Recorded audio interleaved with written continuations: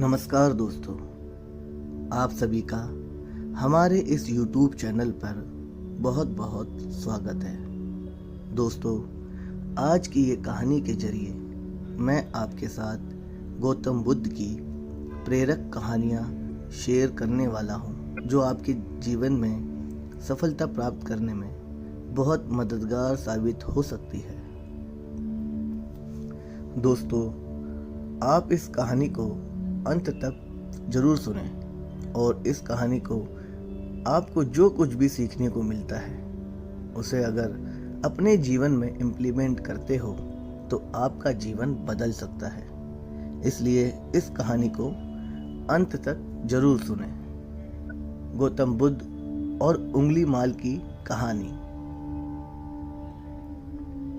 दोस्तों, आज के इस पहली कहानी से आपको ये सीखने को मिलने वाला है कि जीवन में असंभव कुछ भी नहीं और जब जागो तब सवेरा होता है। अगर आपको ये लगता है कि मैंने बहुत से बुरे काम किए हुए हैं और इन गलत कामों को सुधारने के लिए कोई भी विकल्प नहीं है, तो आपको गौतम बुद्ध के जीवन की ये कहानी एक बार अवश्य सुननी चाहिए।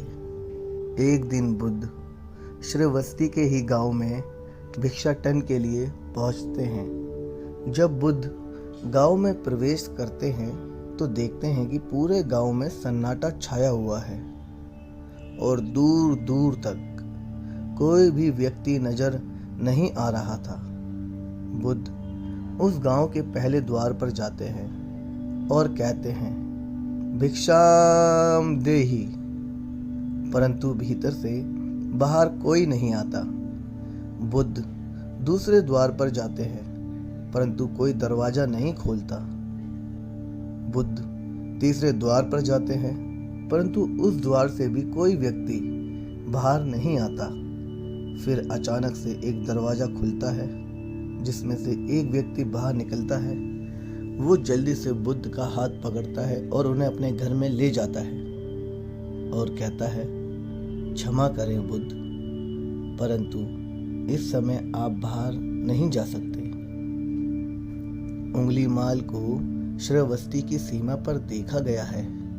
सभी गांव वाले डर के मारे अपने अपने घरों की खिड़कियां, दरवाजे बंद करके बैठे हुए हैं। बुद्ध उस व्यक्ति से पूछते हैं, कौन है ये उंगली माल और उससे इतना भय क्यों है?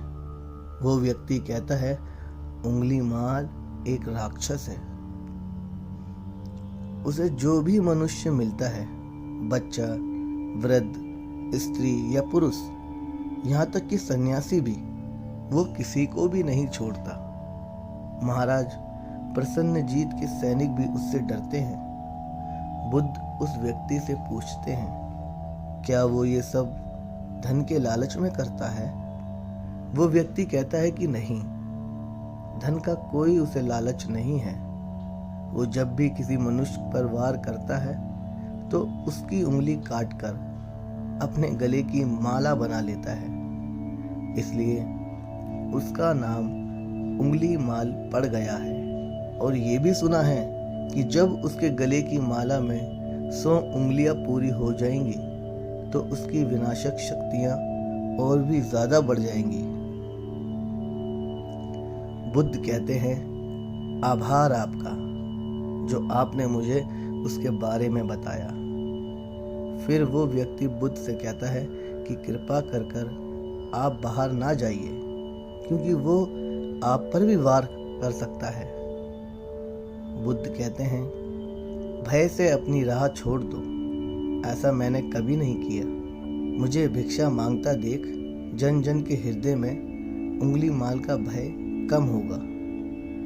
फिर वो व्यक्ति कहता है, नहीं बुद्ध, आप मत जाइए, वो बहुत ही ज्यादा खतरनाक है। बुद्ध कहते हैं, वो खतरनाक नहीं बल्कि दुखी है और मुझे उसके पास जाना होगा क्योंकि उसे मेरी आवश्यकता है। इतना कहकर बुद्ध उस व्यक्ति के पास से चले जाते हैं। कुछ दूर चलने के बाद बुद्ध वन में प्रवेश करते हैं। वन में चारों ओर एक सन्नाटा छाया होता है। दूर दूर तक ना तो कोई मनुष्य और ना ही कोई पशु पक्षी दिख रहा होता है, परंतु बुद्ध अपने मार्ग में आगे बढ़ते रहते हैं। अचानक बुद्ध के सामने उंगली मार आकर खड़ा हो जाता है। उसका रूप इतना डरावना होता है कि कोई भी व्यक्ति उसे देखकर ही भयभीत हो जाए। उसके गले में उंगलियों की माला होती है। चेहरा और हाथ रक्त से सने होते हैं और शरीर बलशाली होता है। उसका रूप इतना भयानक होता है कि किसी भी साधारण व्यक्ति के प्राण तो उसे देखते ही निकल जाए, परंतु बुद्ध पर उंगली माल के इस डरावने रूप का कोई भी असर नहीं होता है। बुद्ध कुछ क्षण तक एक शांत मुस्कुराहट के साथ उंगली मार की तरफ देखते रहते हैं और फिर उसकी बगल से निकलकर अपने मार्ग में आगे बढ़ जाते हैं। बुद्ध को ऐसा करता देख उंगली माल को ये समझ नहीं आता कि उसके साथ ये हो क्या रहा है। वो मन ही मन सोचता है कि मुझे देखकर लोग या तो भाग जाते हैं या मुझे देखकर ही मर जाते हैं, या फिर मुझसे अपने प्राणों की भीख मांगने लगते हैं। मैंने कई सन्यासियों को भी मारा है, परंतु मैंने आज तक कोई ऐसा व्यक्ति नहीं देखा जो मुझे नज़रअंदाज करके अपने मार्ग में आगे बढ़ जाए। या तो इसने मुझ पर ध्यान नहीं दिया होगा, या फिर हो सकता है कि ये देख ही ना सकता हो, परंतु मुझे इससे क्या। मुझे तो अपनी उंगलियों की माला पूरी करनी है। उंगली माल बुद्ध को आवाज लगाता है, ए साधु रुक। फिर भी बुद्ध उंगली माल को नज़रअंदाज करते हैं और अपने मार्ग में आगे बढ़ते रहते हैं। उंगली माल और ज़्यादा क्रोध में भरकर बुद्ध को आवाज लगाता है, ए साधु रुक। फिर भी बुद्ध उंगली माल को फिर से नज़रअंदाज करते हैं और अपने मार्ग में आगे बढ़ते हैं। उंगली माल तीसरी बार बहुत ही ज़्यादा क्रोध में भरकर आवाज लगाता है, ए साधु रुक। फिर बुद्ध रुकते हैं। उंगली माल बुद्ध के पास जाता है और कहता है, मेरे आदेश देने के बाद भी तू रुका क्यों नहीं? बुद्ध कहते हैं, मैं तो बहुत पहले ही रुक चुका हूँ, तुम ही चलते जा रहे हो। उंगली माल ये समझ नहीं पाता कि बुद्ध क्या कह रहे हैं, परंतु वो इतना जरूर समझ जाता है कि सामने खड़ा व्यक्ति उससे थोड़ा भी नहीं डर रहा है। उंगली माल बुद्ध को डराने के लिए चिल्लाकर पूछता है, ए साधु तुझे मुझसे भय नहीं लग रहा है क्या? मैं आदि मानव हूँ। बुद्ध कहते हैं, नहीं तुम मानव हो। बुद्ध की ये बात उंगली माल के हृदय पर लगती है। पहली बार उसे किसी ने मानव कहा था, परंतु वो इस बात को नज़रअंदाज करने का प्रयास करता है और बुद्ध से पूछता है, ऐ साधु तूने ये क्यों कहा, जबकि तू तो चल रहा था, और तूने ये क्यों कहा मैं नहीं रुका? बुद्ध कहते हैं, मैं बहुत पहले ही रुक चुका हूँ, यानी मैंने ऐसे सारे बुरे कृत्य करना पहले ही छोड़ दिया है जिससे किसी भी व्यक्ति को कष्ट पहुँच सकते हैं। सब जीना चाहते हैं, बस तुम उन्हें करुणा से देखने का प्रयास करो।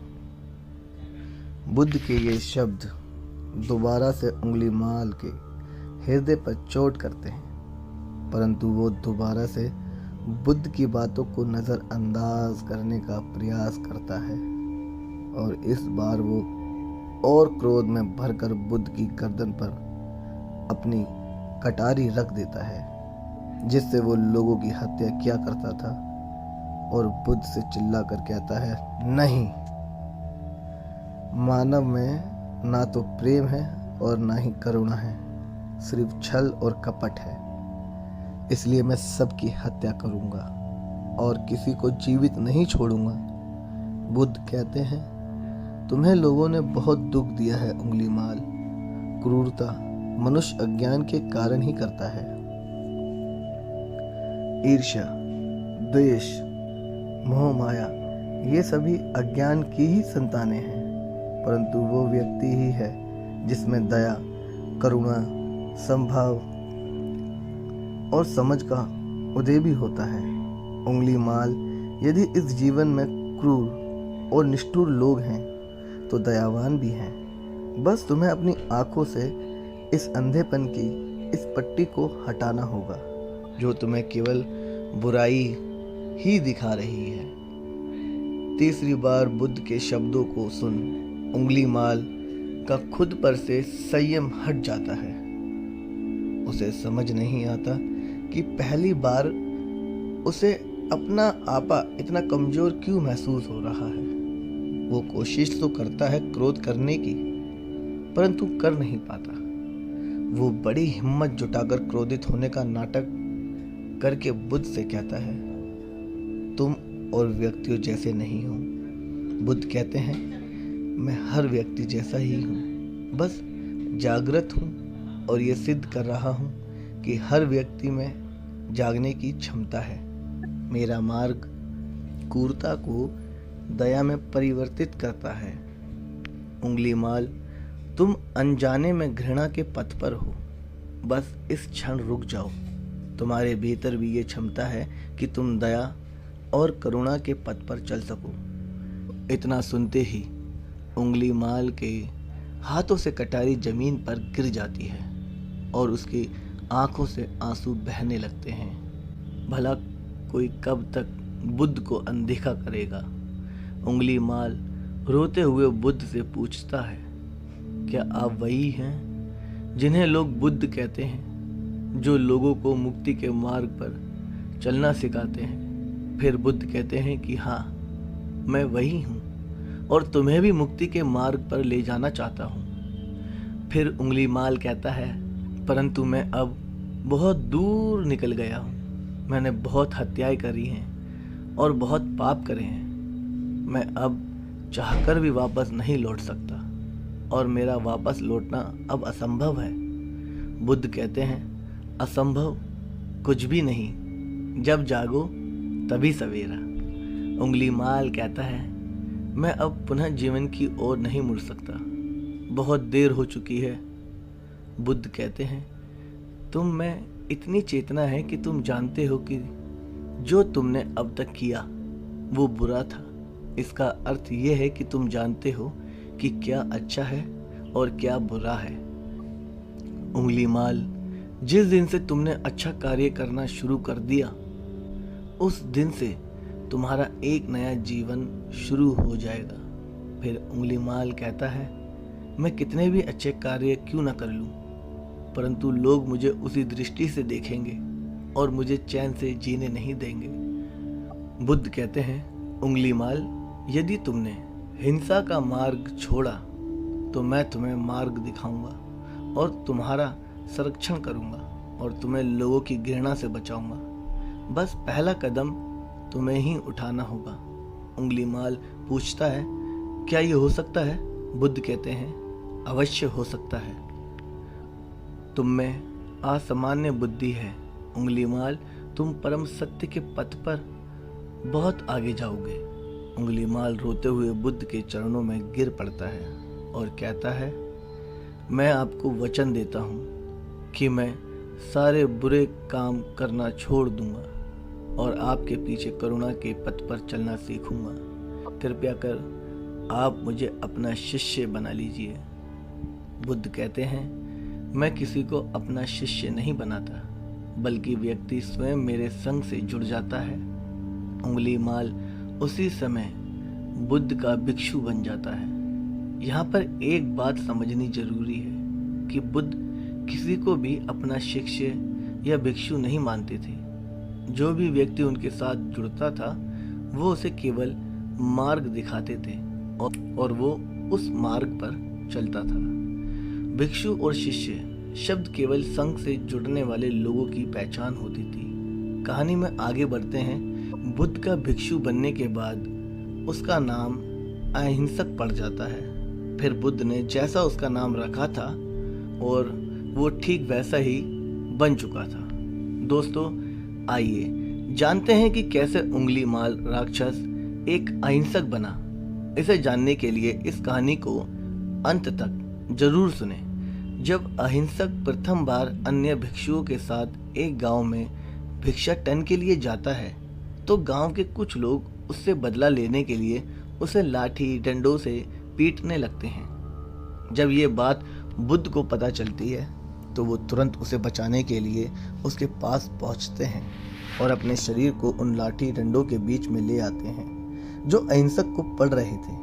बुद्ध को देखकर वे गांव वाले डंडे और पत्थर मारना बंद कर देते हैं। सभी लोग बुद्ध से कहते हैं, बुद्ध, क्यों आप इस हत्यारे उंगलीमाल की रक्षा कर रहे हैं? ना जाने कितने लोगों की जानें ली हैं इसने। बुद्ध कहते हैं, अब ये उंगलीमाल नहीं है बल्कि इसका नाम अहिंसक है। अब ये आपकी ही तरह एक मानव है। वे गांव वालों से कहते हैं, ऐसा आदमी कभी नहीं बदल सकता। बुद्ध कहते हैं, ये बदल चुका है, बस आप सब लोग इसे अपनी पुरानी दृष्टि से देख रहे हैं। यदि ये उंगलीमाल होता तो क्या आप में से किसी में इतना साहस या बल होता कि कोई इसे एक उंगली भी लगा सके? ये आपका हर वार खाता रहा और क्या इसने आप पर कभी पलटकर वार किया? नहीं ना। क्या ये परिवर्तन आपको नहीं दिखा? आज इसने अपना लहू बहा से अपने सारे बुरे कृत्य धो डाले हैं। आप लोगों के द्वारा इतनी मार खाने के बाद भी इसकी आंखों में आपके लिए क्रोध नहीं है। क्या ये बदलाव आपको नहीं दिख रहा है? ये तो बदल गया है, परंतु आप कब बदलोगे? इतने में ही उन गांव वालों में से एक स्त्री कहती है, ये परिवर्तन मैंने स्वयं देखा है। वो स्त्री गांव वालों से कहती है, आप में से कौन ऐसा है जो दूसरों के दुखी में दुखी हो, दूसरों की पीड़ा सहन ना हो तो उसे हर प्रकार की सहायता प्रदान करें। और ऐसा इस भिक्षु ने किया है। 2 दिन पहले एक व्यापारी अपनी पत्नी को लेकर जा रहा था और उसकी पत्नी प्रसव पीड़ा से व्याकुल थी। तब मैं पास से ही गुजर रही थी, इसलिए मैं भी दौड़ी दौड़ी गई। उस स्त्री की पीड़ा बढ़ती जा रही थी। घना जंगल होने के कारण उसे कहीं ले जाया भी नहीं जा सकता था। तभी ये भिक्षु वहां पहुंचा और इसने मुझे पूछा कि क्या हुआ बहन। मैंने इसे बताया कि ये स्त्री प्रसव पीड़ा में है और इस घने वन में हम कुछ भी नहीं कर पा रहे हैं। कब तक ये कष्ट भोगेगी? कहीं इसके और इसके बच्चे के प्राण ना चले जाएं। फिर इस भिक्षु ने मुझसे कहा कि ऐसा नहीं होगा, मैं अभी अपने गुरु के पास जाऊंगा, वे अवश्य ही कोई मार्ग दिखाएंगे। इतना कहकर ये भिक्षु दौड़कर वहां से चला गया। बुद्ध कहते हैं कि फिर व्यतीत हो अहिंसक मेरे समक्ष आया और मेरे पैरों में गिरकर मुझसे कहने लगा कि बुद्ध, एक स्त्री गहन प्रसव पीड़ा में है और उसकी पीड़ा बढ़ती जा रही है। कहीं माँ और बच्चे को कुछ हो न जाए। यह सब सुनकर बुद्ध ने कहा कि दौड़कर जाओ और उससे कहो, बहन, जिस दिन से मेरा जन्म हुआ है मैंने जानबूझकर किसी भी प्राणी को कष्ट नहीं पहुंचाया है। मेरे सत्कर्म तुम्हारा सुरक्षा कवच बने और आपके शिशु की रक्षा करें। अहिंसक ने मुझसे कहा, परंतु ये तो असत्य होगा बुद्ध। सत्य तो ये है कि मैंने आज तक बहुत से प्राणियों को कष्ट पहुंचाया है। यदि मैंने ऐसा कहा तो वो माता और शिशु उसी क्षण प्राण त्याग देंगे।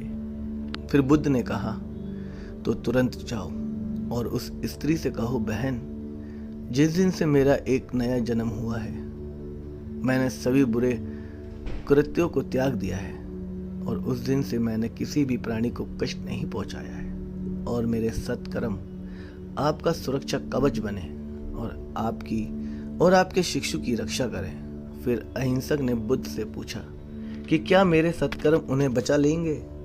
बुद्ध ने कहा कि अवश्य ये तुम्हारी अपनी कमाई है, या तो तुम इसे अपने लिए बचा कर रखो या फिर किसी पराये पर खर्च कर दो। अपने कमाए सत्कर्म को किसी पराये पर नौछावर करने से पहले अहिंसक ने एक क्षण नहीं सोचा और वो उसी समय उस स्त्री और उसके शिशु की जान बचाने के लिए वहां चला गया।